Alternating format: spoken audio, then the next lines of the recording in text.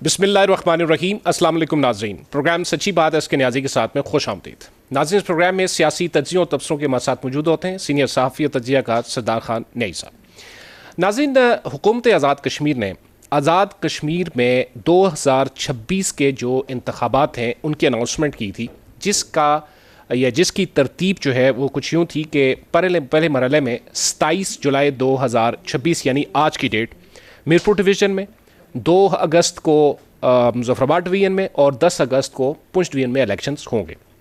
27 तारीख आज पहुंच गई है और इत्तलात ये हैं कि मीरपुर डिवीज़न में टर्न आउट उतना नहीं रहा जितना कि मामूल में होता था। मामूल से बहुत कम रहा।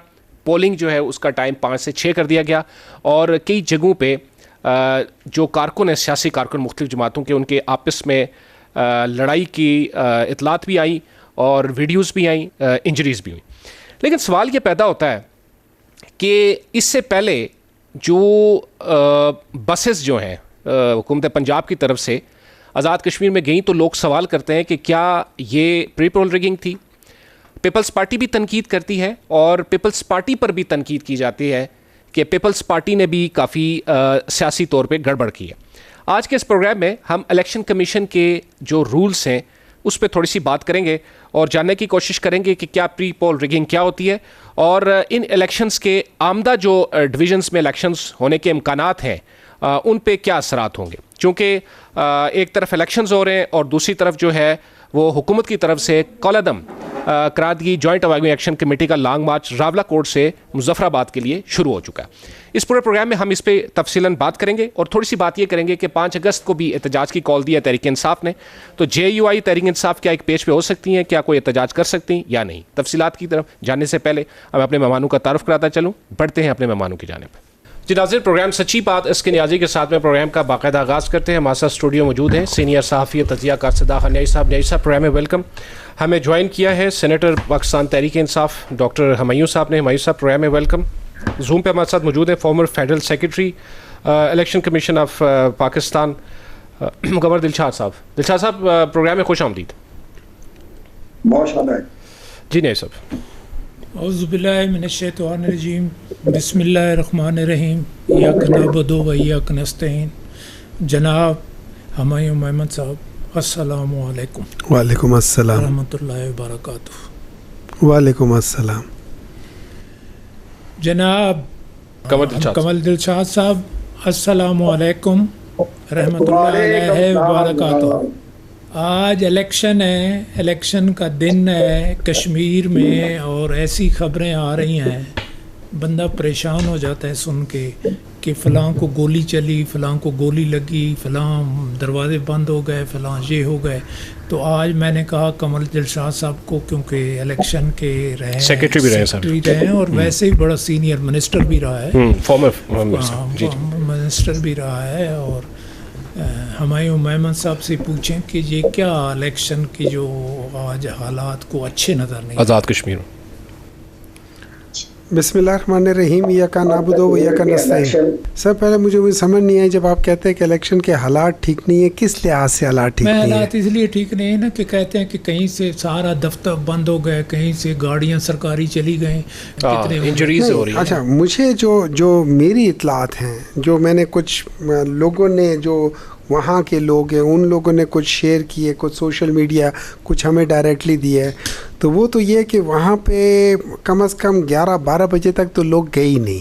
टर्नआउट बहुत कम था। बहुत नहीं था ही नहीं, बहुत क्या मतलब कम था ना, 5-6 पोलिंग स्टेशन पे एक बंदा भी 12 बजे तक नहीं गया। आप इसमें कहते काम था ही नहीं। इलेक्शन कमीशन तो बता रहे इतना ज्यादा नहीं थे तो नहीं जाना, ठीक है ना? नहीं, इस नहीं तहरीक इंसाफ नहीं, ये बात नहीं है। देखिए, तहरीक इंसाफ इसलिए नहीं गई कि वहाँ की अवाम ने बॉयकॉट किया था। जो जॉइंट एक्शन कमेटी वाले, ये कोई पॉलिटिकल पार्टी नहीं है।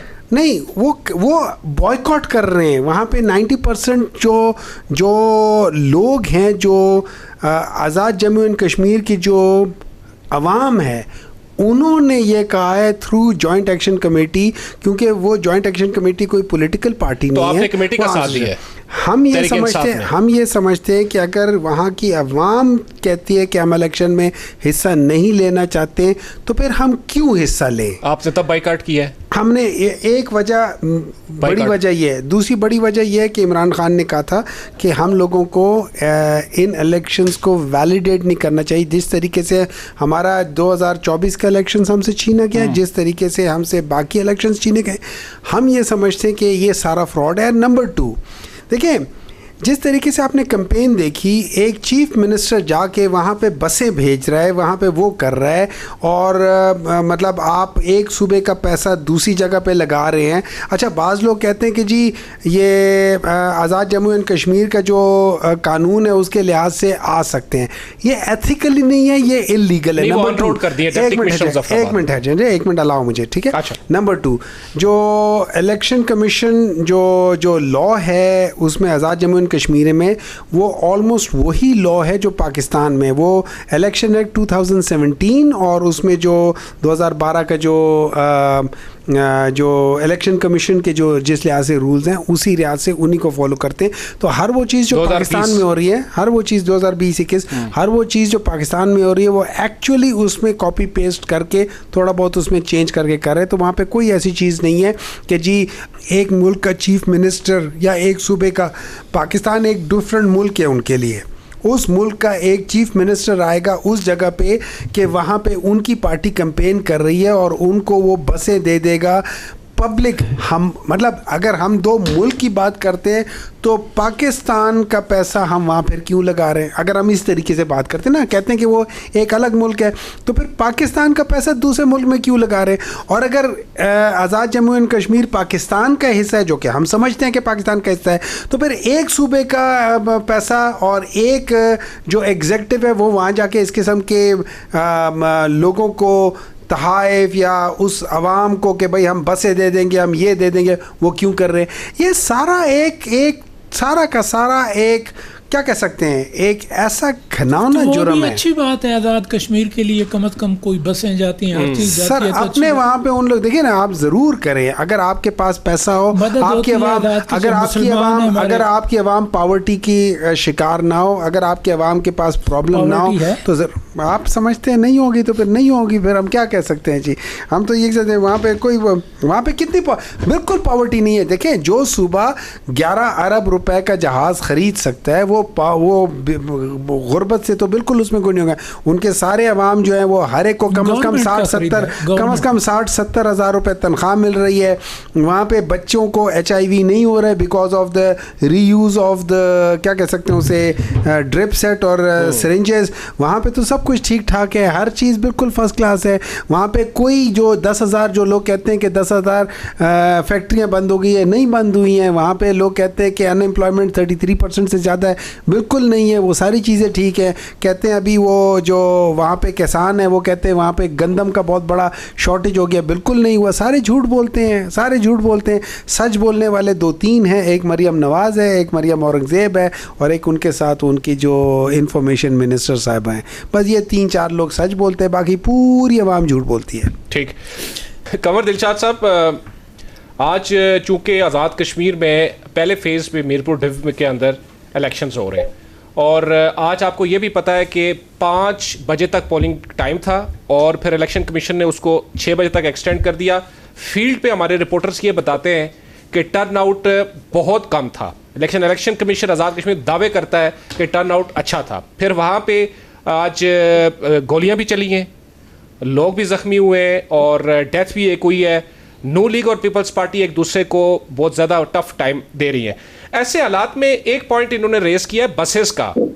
लोग भी सवाल करते हैं कि इलेक्शन कमीशन का काम होता है कि प्री पोल रिगिंग को रोका जाए, तो ये बसेस जो मरियम नवाज साहिबा ने दिए हैं ये आज़ाद कश्मीर में प्री पोल रिगिंग समझते हैं आप?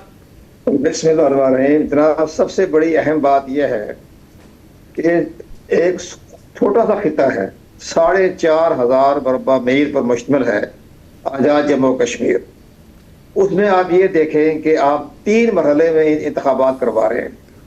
यानी कितना बड़ा मजाक है इस सिस्टम के खिलाफ। पाकिस्तान के 25 करोड़ आवाम हैं और 272 कौमी असम्बली की नशिस्तें हैं।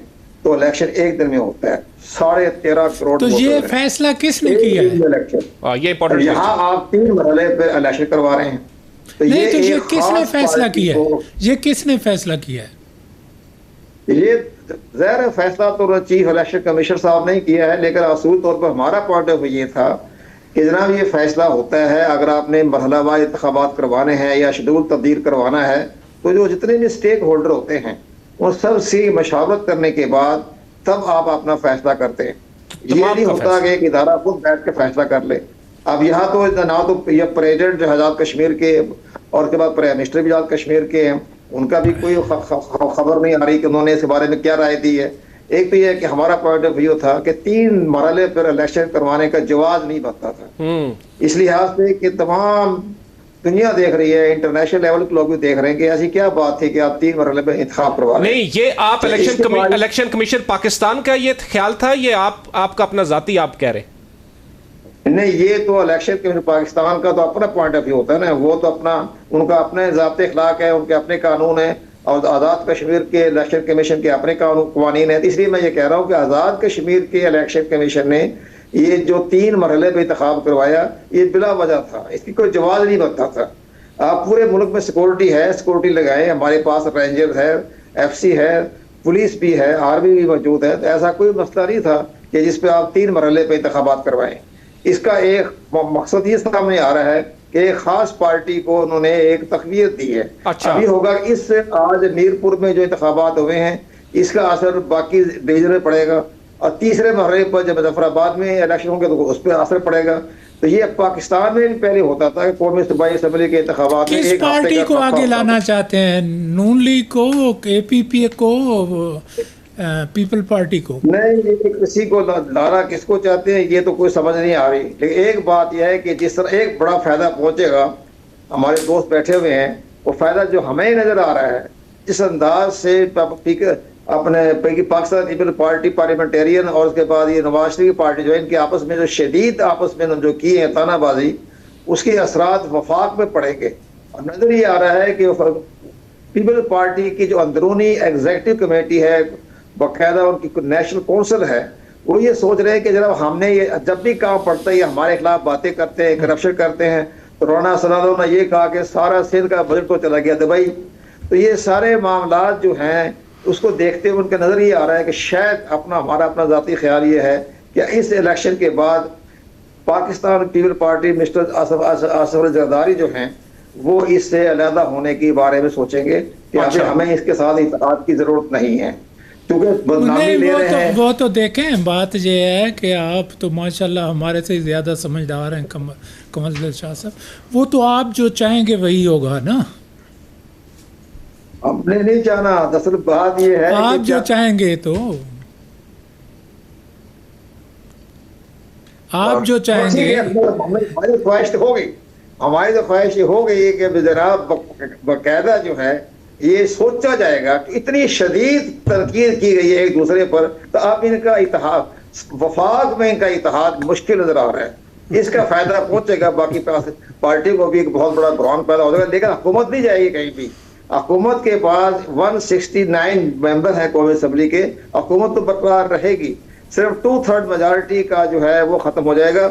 और ये एक और अंदरूनी तौर पर ये खबरें भी आ रही हैं, ये जो सारा आपस में जो उन्होंने किया मैच फिक्स, ये 28वीं अमेंडमेंट को रोकने के लिए किया गया है, ताकि पीपल पार्टी और नवाज शरीफ पार्टी जो है आपस में बज़ाहिर बाहर नजरिया है कि बड़े इख्तलाफात हैं, बड़ा एक दूसरे के खून के प्यासे हैं, इल्जामात लगा रहे हैं करप्शन के भी। तो मुमकिन इसलिए 28वीं अमेंडमेंट के बारे में भी ये रास्ता रोकने के लिए भी इन्होंने एक स्कीम बनाई है। लेकिन असूली तौर पर जो इलेक्शन जो हो रहे हैं आज, जो बाकायदा मुकम्मल हो गए, मुझे समझ नहीं आई कि जनाब कौन से आपके वोटर थे जो कितना टर्न आउट बढ़ गया है कि लाइन लगी हुई हैं, धक्कम पेला हो रही है, 12 आने की टिकट ले रहे हैं फिल्म के ऊपर, लड़ाई झगड़े हो रहे हैं, तो हमने 1 घंटा आगे बढ़ा दिया। तो कौन सा घंटा बढ़ा दिया आपने? तो ये तो बड़ा एक मजाक बन गया ना, ये लोग देख रहे हैं, तमाम इंटरनेशनल प्रेस भी देख रहा है, आप भी देख रहे हैं, हम भी देख रहे हैं, तो क्या जरूरत पर पेश आई थी आपको? लेकिन बहरहाल ये बड़ा मजाक हो गया है, और ये इलेक्शन जो है इसके बड़े गहरे असरात पड़ेंगे इंतखाब के बाद। और पैसा भी बड़ा खर्च हो रहा है, पैसा ही बेपनाह खर्च हो रहा है, बिल्कुल दुरुस्त फरमाया आपने। इस बात देखें ना, इसमें एक और बड़ी बात, आपके दोस्त बैठे हुए, हम भी सब बैठ के बात करते हैं, आपका भी प्रोग्राम बड़ा जानदार होता है। आप ये बताइए कि जनाब मरीम नवाज साहिबा वज़ीर आला पंजाब बड़ी शान और शौकत के साथ 10 गाड़ियाँ जो हैं इलेक्ट्रॉनिक की वो दे रही है आज़ाद जम्मू कश्मीर को।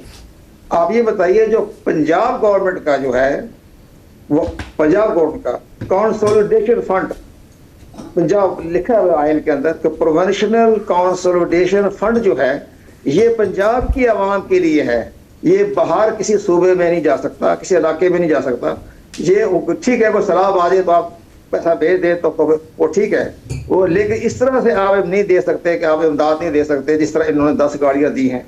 ये वो जो कंसोलिडेशन जो हमारा आइन में लिखा हुआ है, गालबन 133 है 122 है, उसमें जो लिखा हुआ है उसके मुताबिक ये फैसला गलत था कि ये इन्होंने धवा दिया। ये गवर्नर पंजाब का काम था कि वो उसको रोकते कि आपने मेरी इजाज़त के बगैर, ये आप पंजाब का फंड है तो ये आपने बाहर के सूबे में क्यों दिया, ये उनका था।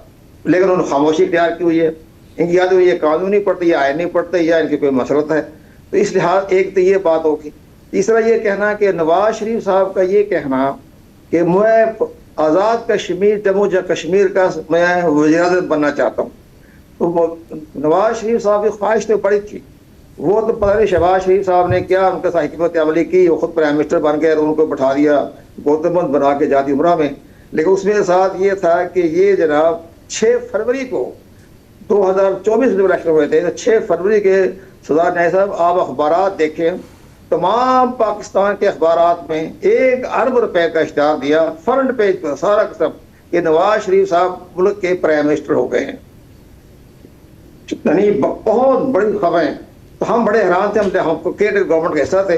हमने मोहसिन नकवी साहब से भी कहा, मैं कहा इलेक्शन तो 8 फरवरी को हो रहे हैं, ये 6 फरवरी को प्राइम मिनिस्टर साहब कैसे बन गए। तो खैर हंसते उनको बड़ी खूबसूरत देते हैं मुस्कुराहट, जवाब तो नहीं दिया उन्होंने। लेकिन मैंने फिर चीफ इलेक्शन कमिश्नर साहब को बाकायदा मैसेज भेजा, SMS किया मैंने। तो मैंने कहा कि ये तो जनाब ज़ाब्ता इखलाक की खिलाफवर्जी हो गई है। पाकिस्तान का ज़ाब्ता इखलाक तो बड़ा सख्त है, उसमें तो इस तरह की बात जो है ये तो बड़ा, इसके बारे में आप सोचे देखें गौर करें। उन्होंने इसके बारे में गौर, खैर खामोशी इख्तियार करना था बेहतर, हालात ही ऐसे थे।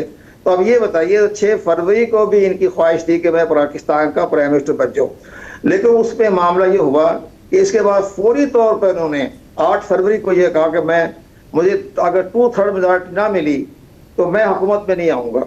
ये बार बार उन्होंने प्रेस कॉन्फ्रेंस की, और 8 फरवरी को रात को शाम को 7 बजे इन्होंने कौम से खिताब करना था, लेकिन ख़ास ऊपर से इशारा आ गया तो वो जनाब इन्होंने प्रेस कॉन्फ्रेंस या खिताब नहीं कर सके। तो ये सारे मामले की ख्वाहिशात उनकी शुरू से ही है कि मैं प्राइम मिनिस्टर बन जाऊं, तो प्राइम मिनिस्टर बना देना चाहिए हमको, हम तो फाई ख्वाहिश। ठीक। अच्छा डॉक्टर मयूर साहब, एहतजाज में आप भी शरीक होंगे 5 अगस्त को तहरीक इंसाफ का जो हो रहा है? देखिए, जो एहतजाज है उसमें हर शख्स जो पाकिस्तान तहरीक इंसाफ से उन्स रखता है, उनका वर्कर है, उनका सपोर्टर है, वो वहाँ जाएगा। अब उसमें 2 चीज़ें हो जाती हैं, बाज़ जिनको उधर ऑन ग्राउंड होना पड़ेगा, बाज़ जो अपने बाकी जगहों पे जहाँ से रहकर वो उसको बेहतर तरीके से सपोर्ट कर सकते हैं वन वे और अनदर वे। आप ग्राउंड में जाएंगे या पीछे सपोर्ट? मैं उस वक्त देखूंगा कि अगर मुझे मेरी पार्टी कहती है कि आप ग्राउंड में जाओगे, मैं ग्राउंड में जाऊंगा। अगर मुझको मेरी पार्टी कहती है कि आप मीडिया पे आके उनको कवर करें, मैं मीडिया पे आके कवर करूंगा।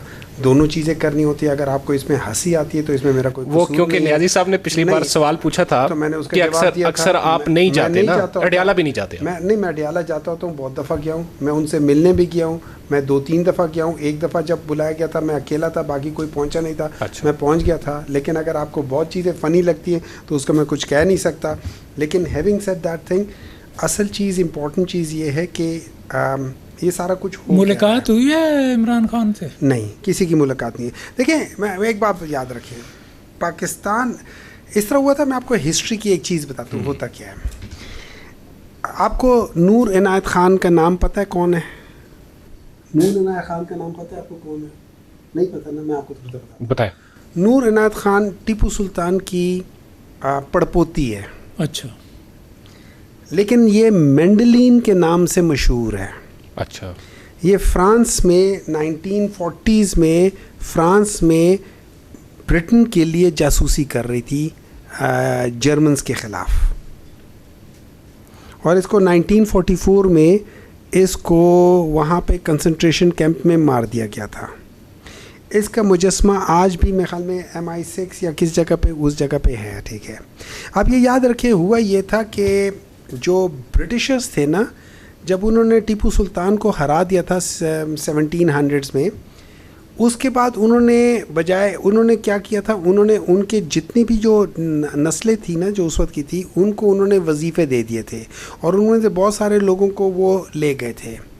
और आप ये देखें कि वो टीपू सुल्तान जो ब्रिटिशर्स के लिए लड़ा था, उनके जो दूसरी नस्ल थी वो ब्रिटिशर्स के लिए कर रहे थे। इसी तरीके से जो हमारा अदालती निज़ाम है, जो हमारा एलीट का सिस्टम है पाकिस्तान में, ये हमारा एलीट का सिस्टम जिसको आप कहते हैं ना कि ड्रिप इरिगेशन, या उस तरीके से पाकिस्तान की आवाम को ट्रीट कर रहा है। जब पाकिस्तान की आवाम लड़ती है कि हमारे पास खाना नहीं है, तो वो ड्रिप इरिगेशन के लिहाज से कहते हैं कि जी इन 500 बंदों को खाना दे दो, बाकियों को नहीं देना। जब जो सरकारी मुलाजमीन बाहर निकलते हैं कि भाई वो करना है, तो वो कहते हैं इन 500 बंदों की नौकरी कर दो। जब फलाना बंदा निकलता है तो थोड़ा सा करता है ड्रिप इरिगेशन, प्रॉपर तरीके से नहीं करते। अच्छा, कानून जितने भी बने हुए हैं वो हम गरीबों के लिए क्यों? जो बड़े लोग हैं वो तो प्री बार्गेन करते हैं, जो गरीब हैं वो कानून है। वो आज भी बेचारा है, जिसने अगर किसी ने किसी जगह से कोई रोटी चोरी कर दी, उसको छिहत्तर भी मारेंगे, उसको जेल में भी डाल देंगे। लेकिन जो बड़ा 2.5 अरब रुपए का, 5 अरब रुपए का, 50 अरब रुपए का जो गबन करेगा, उसके साथ हमारी नैब जो है प्ली बार्गेन करके उसे कह देगी कि तुमने 10 लिए हैं, 3 छोड़ दो, या हमने चेक किया है तुम्हारे पास 3 है, 3 हमें दे दो और चलो अल्लाह खैर करेगा। ये हमारा सिस्टम है। अगर हम इस सिस्टम के साथ चल रहे हैं, आप मुझे एक बात बताएं, कैसे हो सकता है कि ये मुल्क आगे चले? कैसे हो सकता है कि ये मुल्क आगे चले? आपने जो ओवरऑलिंग होती है ना, जब आप गाड़ी बहुत, उसका इंजन बहुत ख़राब हो जाए, धुआं देना शुरू कर दे, ऑयल खाना शुरू कर दे, अब सब चीज़ें ख़राब होना शुरू कर दे, तो आपने उसको ओवरऑलिंग करनी होती है। ओवरऑलिंग करने के लिए आपने इंजन निकालना होता है और उसको एक एक चीज़ को दोबारा ठीक करना होता है, तब कहीं जाके गाड़ी होती है। पाकिस्तान इस वक्त जो है ना, पाकिस्तान इतना उसका इंजन ख़राब हो गया। इंजन मींस जो हमारा सिस्टम तो बहुत ठीक था। नहीं ठीक था नहीं, इस वक्त की मैं बात कर रहा हूँ ना, धुआं दे रहे हैं। देखिए मेरी बात सुनिए, गाड़ी तो धुआं दे वाली वो भी चल रही होती है ना, वो भी आपको A से B तक ले जाती है। किसी थोड़ी सी जगह पे स्पीड दे दो तो वो आगे भी निकल जाती है, लेकिन ओवरऑल नहीं जी, बाहर भी धुआं जा रहा है, हर तरफ धुआं जा रहा है। ये अभी जो उसने लिखा हुआ है, ये यूरोपियन यूनियन ने जो अपनी रिपोर्ट लिखी, आपने वो रिपोर्ट पढ़ी है? क्या लिखा? आपने रिपोर्ट पढ़ी है? वो उसमें उन्होंने जो जिस तरीके से एक एक सिस्टम के बारे में, आपके जुडिशल सिस्टम के बारे में, आपके प्रोसिक्यूशन के सिस्टम के बारे में, आपके सहाफ़त की फ्रीडम ऑफ स्पीच के बारे में, आपकी डेमोक्रेसी के बारे में, आपकी एक एक चीज़ के बारे में, आपकी जो डेमोक्रेटिक वैल्यूज़ के बारे में, आपके जो ऑपोजिशन के साथ परसिक्यूशन के बारे में एक एक चीज़ जो लिखी हुई है, वो लिखवाई गई है ना, लिखवाई गई। चले, अगर आप कहते हैं लिखवाई गई है, तो उनको शायद आप लोग कोई डिक्टेशन दे देता होगा। आप जैसे आपको कोई डिक्टेशन देता है, आप कर लेते हैं, शायद वो भी कर लेते हैं। तो कोई डिक्टेशन नहीं, मुझे क्या पता। आप कह रहे हो, देखो ना, हर एक दूसरे को अपने आईने में परखता है। आपने क्या उनको किसी ने डिक्टेशन दिया होगा, तो मैं तो आपको आपके आईने में परखते हुए कह रहा हूँ कि जैसे आपको डिक्टेशन देते होंगे, हो सकता है आप कह रहे हो कि उनको देते हैं, तो शायद आपको पता होगा कि लोग देते हैं। तो मुझे तो नहीं पता, मैंने तो जो उन्होंने लिखा मैंने वो पढ़ा है। मैंने नहीं कहा कि उनको किसी ने डिक्टेशन दिया। आपने क्या दिया है? मैंने कहा कि आप फिर अपने आईने में परखते होंगे। मेरे लिहाज से तो उन्होंने जो लिखा है वो देख कर। चलो, इंजन की बात हो रही थी। अच्छा, तो इंजन को आपने ओवरऑलिंग करना है। अब जैसे ये कंवर दिलशाद साहब ने जो बातें की, देखिए ये सारी चीज़ें जब आप इसको सामने रखें, ये इस सिस्टम की जो ख़राबियाँ हैं ना, ये उसको आपके सामने ला के खड़ा कर रहा है कि यार ये गलत हो रहा है। अगर उसके बावजूद भी आप वो चीज़ करते जा रहे हैं, तो फिर हर वो शख्स जो इसको साथ लेकर चल रहा है, वो इस पाकिस्तान के इस गुनाह में शामिल है। और ये याद रखें, इन 4 सालों में अगर चीज़ें ठीक हो रही होती तो पाकिस्तान किसी तरीके से आगे जा रहा होता। किसी तरीके से पाकिस्तान किसी भी तरीके से आगे नहीं है। मतलब किधर आगे चला गया मुझे बता दें। क्या हमारी पॉवर्टी कम हो गई है? और सर जी मेरी बात सुने, आपका पूरा जिस्म, आपके किडनी फेल हो रहे हो, आपका लिवर फेल हो रहा हो, आपका हार्ट फेल हो रहा हो, और आप बाहर जाके एक खाने में जाके वहाँ पे थोड़ी सी हंसी लग कर आ जाए, किसी शादी में जाके कोई 5-6 हज़ार रुपए के वहाँ पे वो क्या कैसे सलामी दे आए, क्या उससे आप ठीक हो जाएंगे? नहीं ठीक होंगे। उस सलामी का $10 हमने मांग लिया। सर जी देखे ना, मांग लिए ना, उस $10 अरब जब आएगा ना, जब वो $10 अरब आएगा तो हम सवाल पूछेंगे। मुझे तो लगता है जैसे सऊदी अरब को उन्होंने कहा है कि जी बिल्कुल हम आपको ये न्यूक्लियर डील देंगे, आप ज़रा अब्राहम अकॉर्ड पे साइन कर दें। क्या हमारे साथ भी वही करेंगे? ये अगर उन्होंने कर दिया फिर नहीं, उस वक्त कहा करते इमरान साहब के टाइम में कि अब्राहम अकॉर्ड साइन होने वाला, वो तो नहीं हुआ, ऐसे झूठ था। मैं एक मिनट ठहर जाए, मैं आपके सहाफ़ी, अब मुझे नहीं पता कि उनको डिक्टेशन मिली थी या नहीं मिली थी, आपके कितनी सहाफ़ियों ने कहा था कि इमरान खान के ऊपर सबसे बड़ा प्रेशर ये था कि वो साइन कर दे, और जनरल बाजवा ने कहा था कि कर दो, इमरान खान ने कहा था मैं कभी नहीं करूँगा, उसने कहा था मैं हमेशा एक चीज़ के ऊपर बिल्कुल बात नहीं मानते वो किसी की नहीं। अगर जनरल बाजवा की बात मानते होते तो प्राइम मिनिस्टर होते। अगर वो लोगों की बात मानते तो प्राइम मिनिस्टर होते। बने थे प्राइम मिनिस्टर वो बिल्कुल बने थे, अपने उस पे बलबोते पे बने थे। मेरे लिहाज से तो 2018 के इलेक्शन में अगर कहीं धांधली हुई थी, अगर कहीं धांधली हुई है, पीटीआई के खिलाफ धांधली हुई है। अभी के फेयर नहीं हुए। नहीं बिल्कुल फेयर नहीं हुए, अभी के बिल्कुल फेयर नहीं हुए। अगर आप समझते फेयर हुए, 100 बिस्मिल्लाह। अब मैं कुरान में ले आए, आप उस पे हाथ रख के कह दे, मैं कुरान पे हाथ रखने को यहाँ तक तैयार हूँ कि 2018 में मैं यहाँ तक कहने को तैयार हूँ कि जो मेरी सोच है और जो मैंने लोगों को सुना है, 2018 में पीटीआई के खिलाफ धांधली हुई है। पीटीआई की जो मिनिमम मेजॉरिटी जो होनी थी उसको कम कर दिया गया था 17-18 सीटों से, ताकि बैलेंस ऑफ पावर पीटीआई के हाथ से हट के किसी और के हाथ में आ जाए। That's it, that is what I will say. और मैं इस पे इतना वो हूँ जितना मुझे इल्म है, मैं समझता हूँ ये मैं ठीक कह रहा हूँ। नाज़रीन, एक छोटा सा वक्फा लेते हैं, वक्फे बाद आएंगे, प्रोग्राम का सिलसिला जारी रहेगा।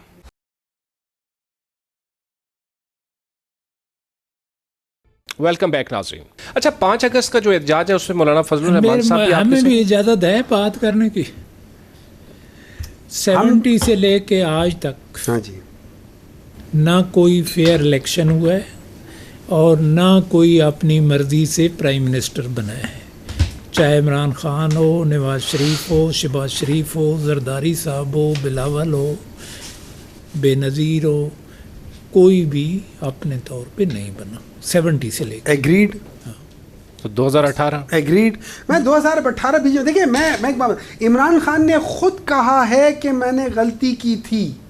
मैं नहीं कह रहा हूँ, इमरान खान ने खुद कहा है, और मैं भी उनके साथ एग्री करता हूँ कि हमें वो नहीं करना चाहिए था, हमें ये चीज़ें नहीं कर। लेकिन एटलीस्ट देखें, आप अपने आप को तब बेहतर कर सकते हैं जब आप अपनी गलती मान ले। मुझे बात बताएं। अच्छा, एक और बड़ी अजीब बात मैं कमर साहब देख रहा था कि पार्टियां 3 हैं, बड़ी पार्टियां हमारी, जमात इस्लामी, जमीयत उलमा इस्लाम और तारीक इंसाफ। ये आज़ाद कश्मीर में इनका कोई नाम नहीं है। 3 पार्टियां का नाम है, पीपल पार्टी, नून लीग और आईपीपी। वो पहली दफ़ा ही आईपीपी का इतना बड़ा हम देख रहे हैं कि गिलगित बल्तिस्तान में भी ये हुआ, और इधर भी मेरा ख्याल है सदर उन्हीं का ही होगा। देखते हैं, बातें तो चल रही हैं, बातें तो जी। अपना कमर दिलशाद साहब। हाँ, कमर दिलशाद साहब, इसके बारे में न्याय साहब बड़ी अहम बात है, बताना चाहता हूँ। अच्छे दोस्त बैठे हैं, हमायूं साहब ने बड़ी अच्छी बात की है, बड़ी लॉजिक की बात की है, बड़ा वजन की गुफ्तगू में।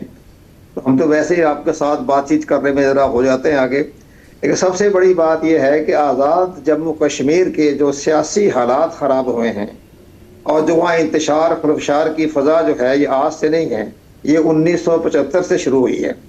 इसमें जनाब जुल्फ़िकार अली भुट्टो साहब ने सरदार अब्दुल कयूम खान की हुकूमत के ऊपर दबाव डालने के लिए उन्होंने ये मुहाजिरीन की 12 नशिस्तें जो थी वो क्रिएट करवाई थी, जो जब आज़ाद जम्मू कश्मीर का वो हो रहा था, कॉन्स्टिट्यूशन बन रहा था। अच्छा, उसमें उन्होंने शामिल करवाई थी ये 12 सीटें, ताकि उनकी जो मुस्लिम कॉन्फ्रेंस जो है उस पर दबाव रहे, हमारे 12 सीटें बन जाएगी, पूरे पाकिस्तान भर से मिल जाएगी सीटें 8-10 मुहाजिरीन के नाम से, तो हम पर दबाव डाल रखेंगे।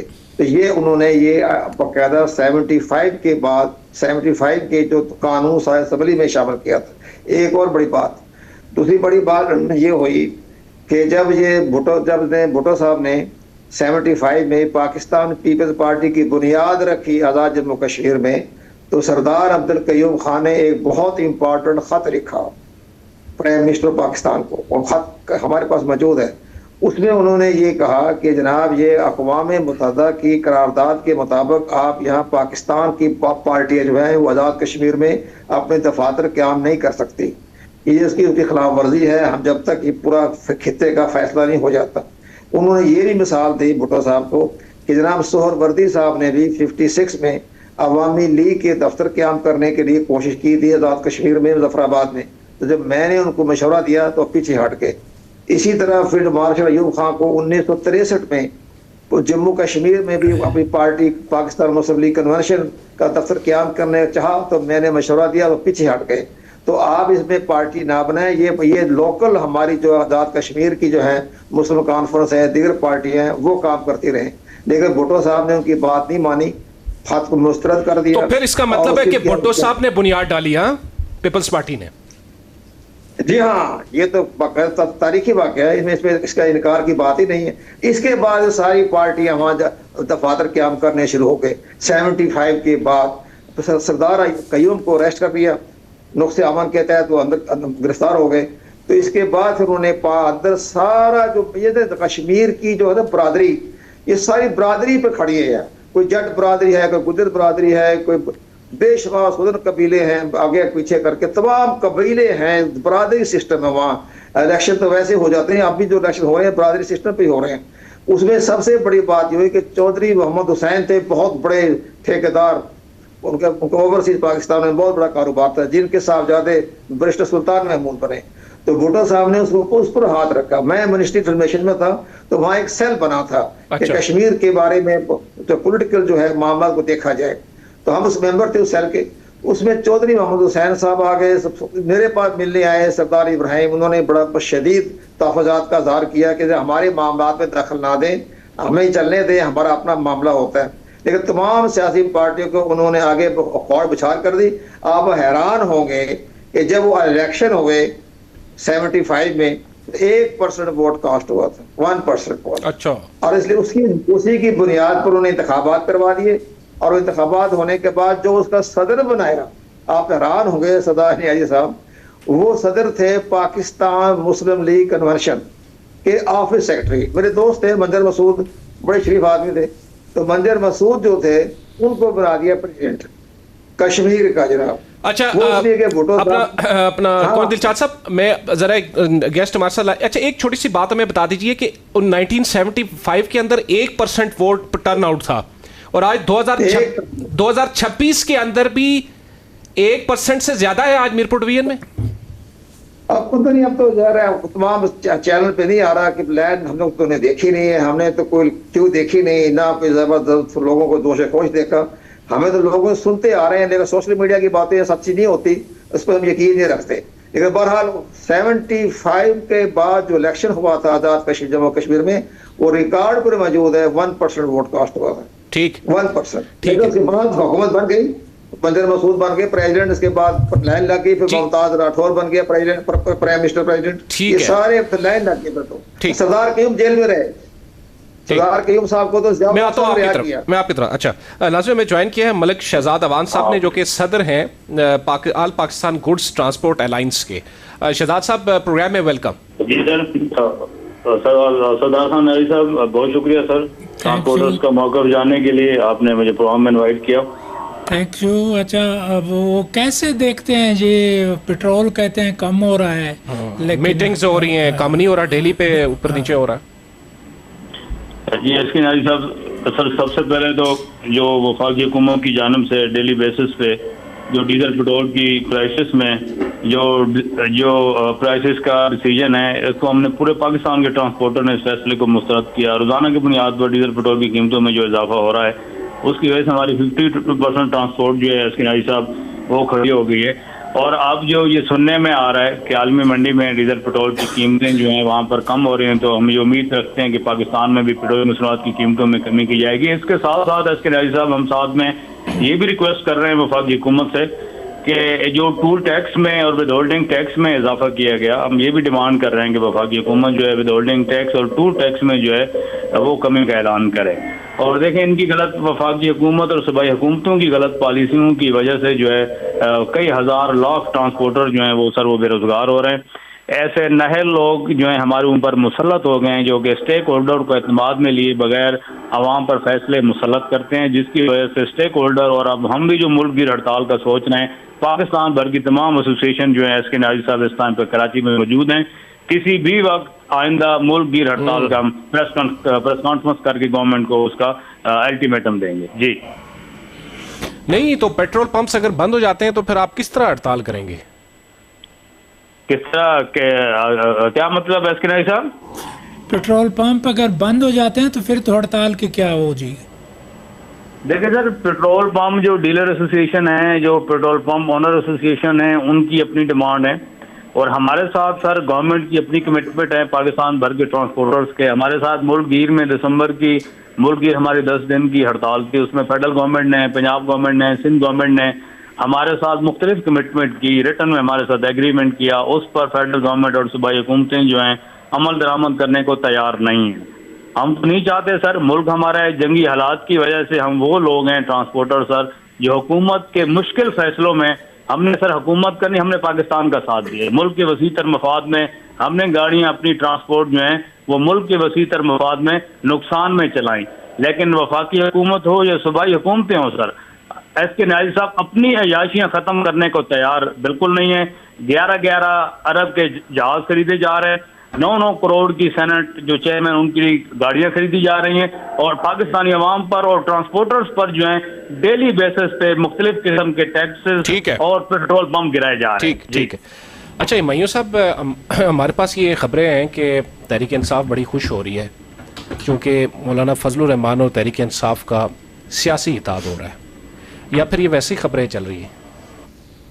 देखिए, मुझे नहीं पता कि हमारा सियासी इत्तेहाद हो रहा है या नहीं हो रहा, लेकिन बात ज़रूर ये है कि over the period of time हम लोगों के जो डायरेक्शन है वो मर्ज हो रहा है टूवर्ड्स। फॉर एग्ज़ाम्पल, मैं निकलता हूँ मरी से, आप निकलते हैं एबटाबाद से, और हम दोनों का सफ़र लाहौर की तरफ है, तो हम दो मर्ज कर जाएंगे टूवर्ड्स द टोल प्लाज़ा जो उस जगह पे आता है। अनटिल अनलेस कि आप जाए कि नहीं मैं तो जीटी रोड से जाऊंगा और मैं कहता हूँ कि मैं वहाँ से जाऊंगा, तो फिर जो मंजिल है वहाँ पे आके हम लोग इकट्ठे हो जाए। नहीं, आप दोनों की मंजिल क्या है फिर?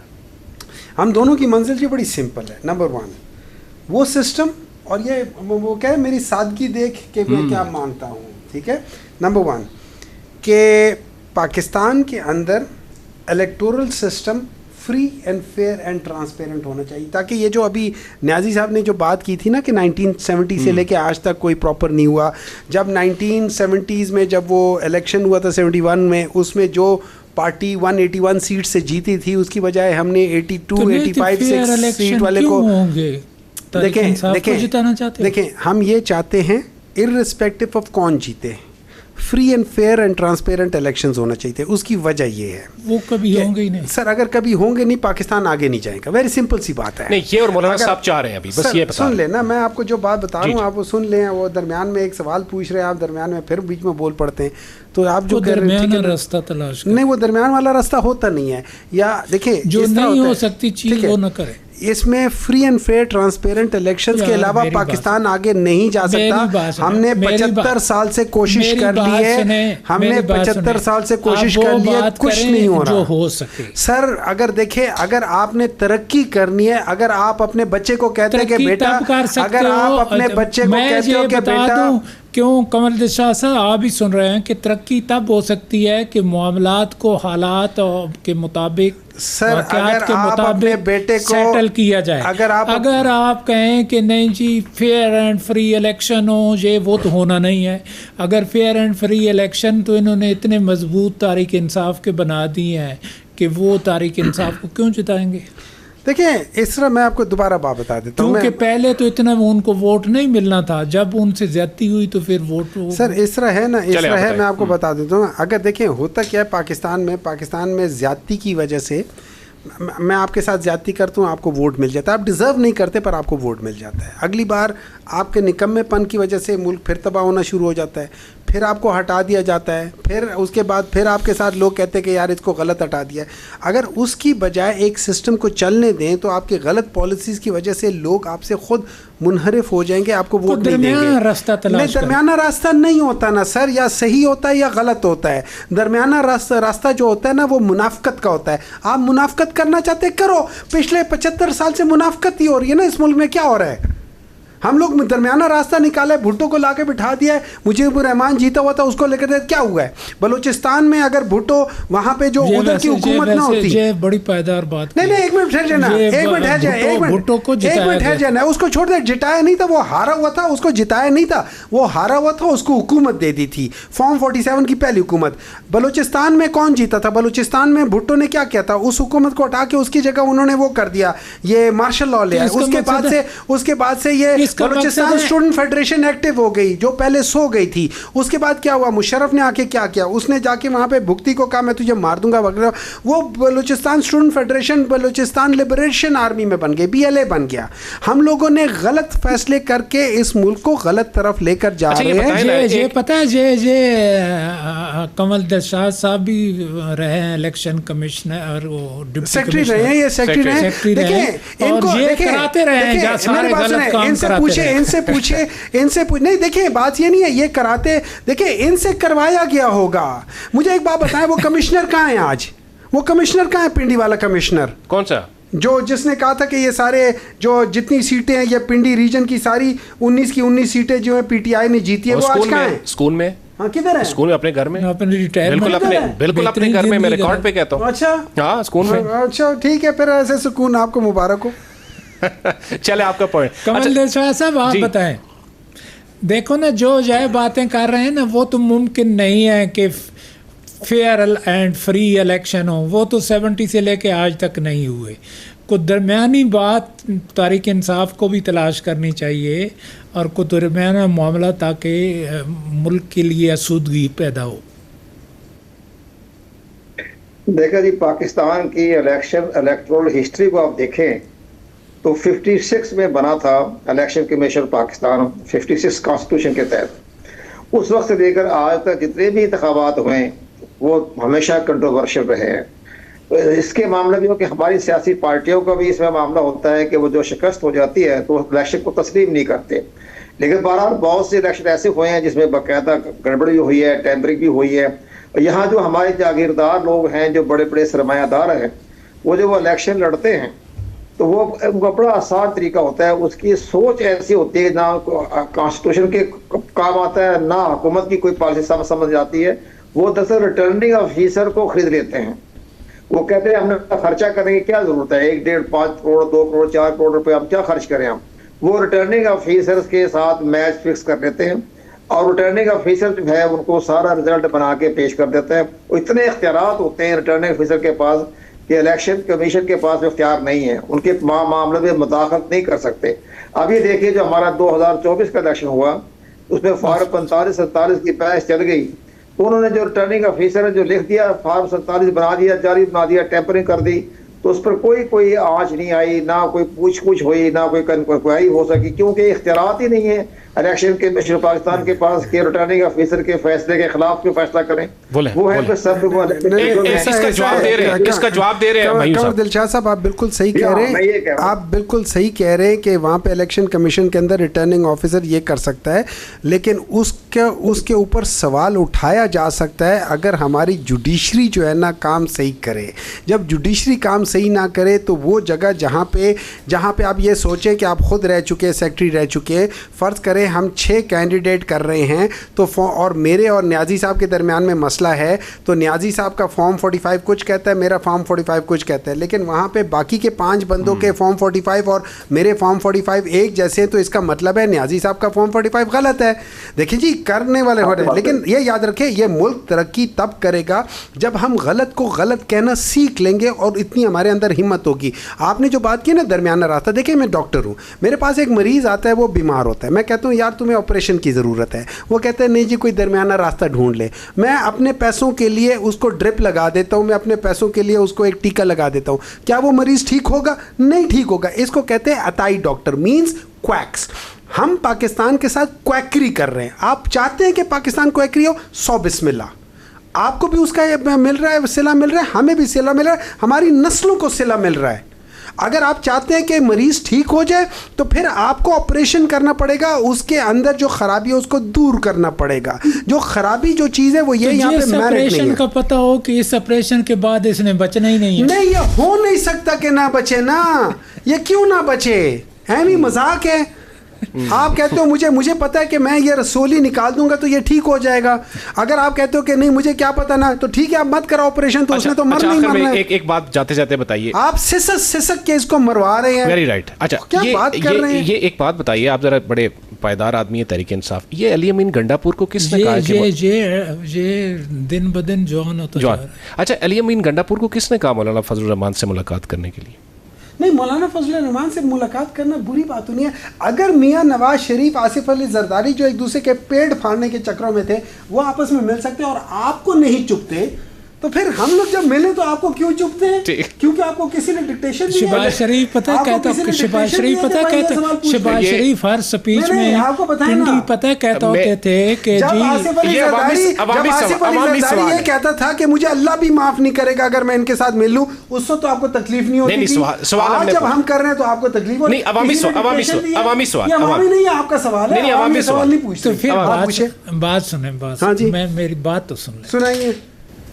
जी बिल्कुल आपकी ठीक बात है कि शहबाज शरीफ की हमने ख़ुद स्पीचेस सुनी थी कि वो कहते थे कि जी मैं गवर्नमेंट में प्राइम मिनिस्टर बना तो मैं घसीटूंगा, और अगर ना घसीटा तो मेरा नाम क्या ना रखना। हाँ, क्या ना रखना, मेरा नाम तब्दील कर देना। हाँ, तो क्या नाम रखा आपने? अच्छा बोलिए ना।